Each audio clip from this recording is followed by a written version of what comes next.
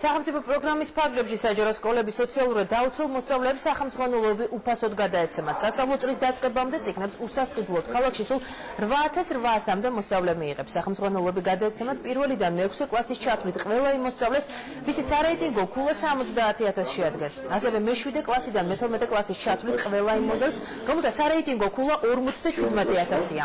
თბილისის მერი გიგი უგულავა დღეს სოციალურად დაუცველ ერთ-ერთ ოჯახს ესტუმრა და სასკოლო წიგნები პირადად გადასცა. მოგეცემათ და პროგრამა მართლა ძალიან საჭიროა ერთობლივად ვახორციელებთ განათლების სამინისტროდან ჩვენ, მაგრამ ერთი მხრივ არის კიდევ კარგი, რომ შეიცვალა წესი, იმიტომაც აზრის რომ ბავშვს ეხლა აქვს мотиваცია გაუთხილდა წიგნს.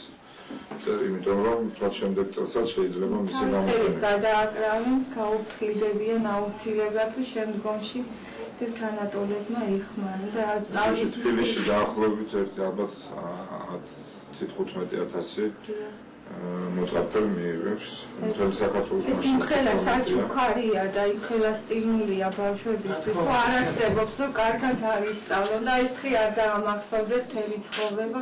მთელი ამოცანა ჩვენი არის, რომ ეს თანაბრობა მაქსიმალურად რაღაცნაირად სახელმწიფომ ამოასოს. იქნება წიგნის საშუალებით.